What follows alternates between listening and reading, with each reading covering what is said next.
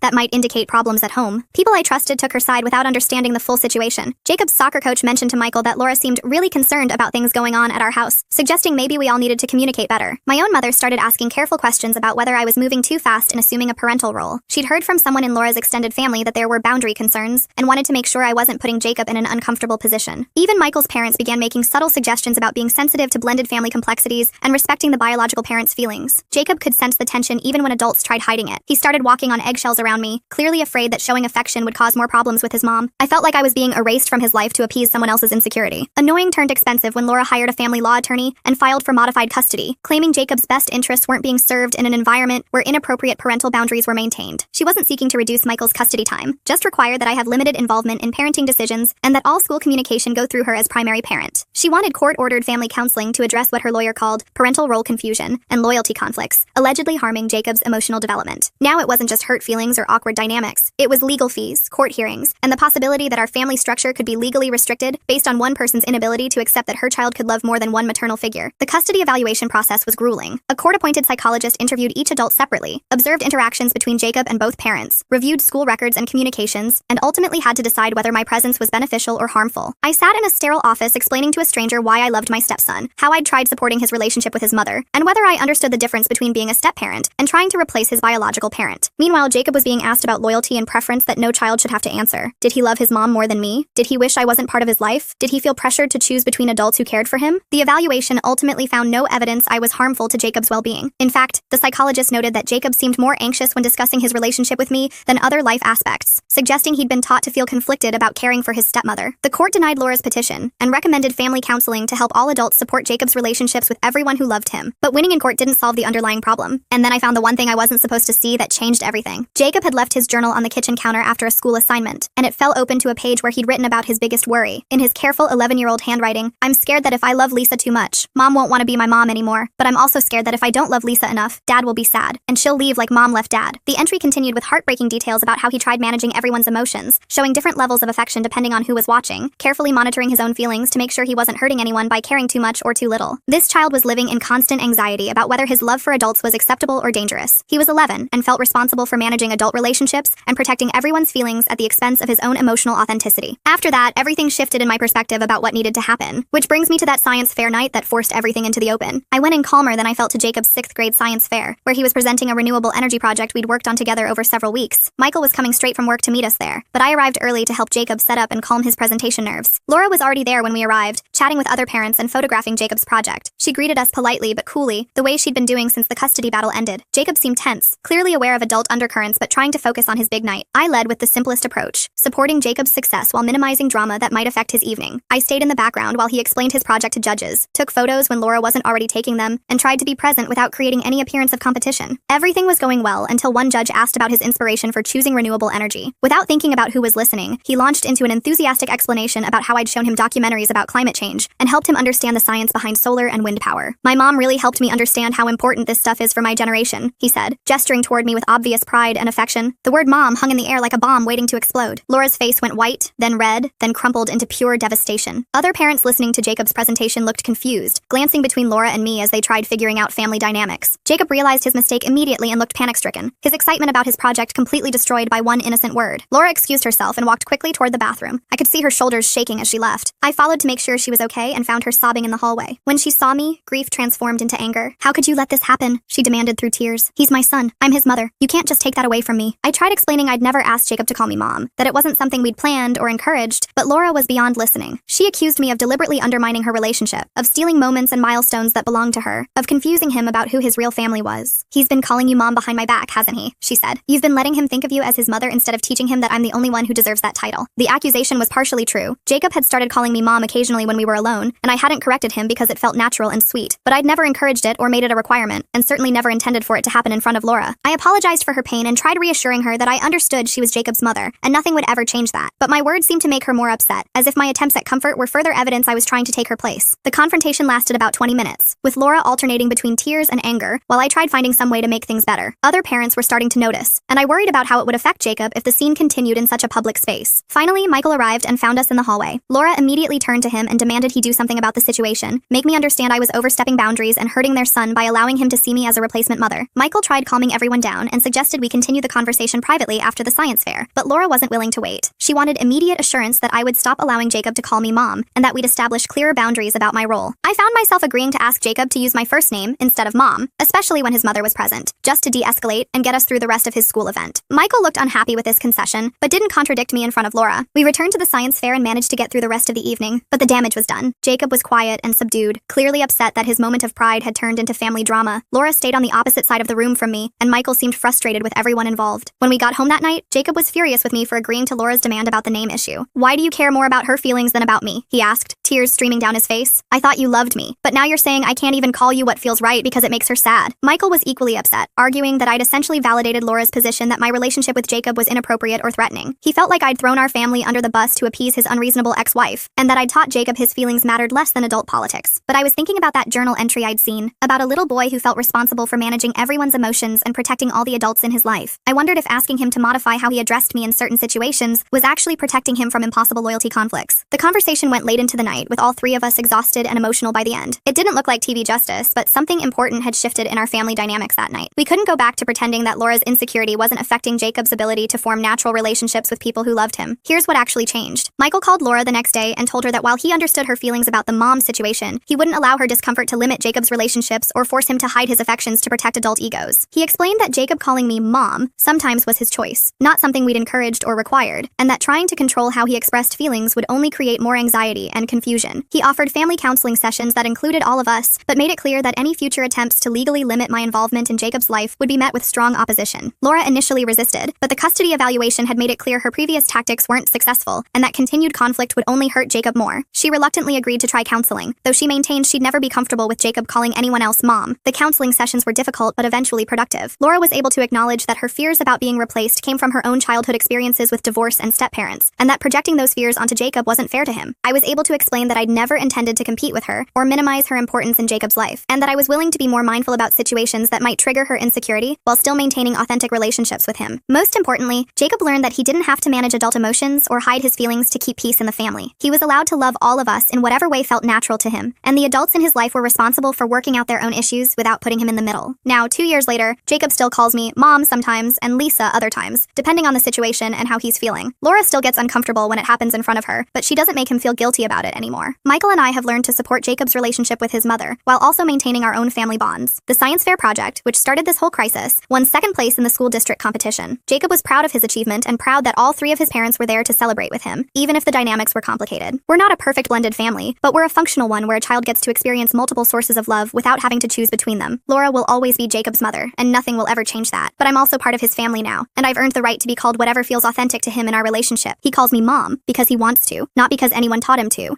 Thanks for watching. Don't forget to subscribe, like, and drop your favorite part in the comments. See you in the next one.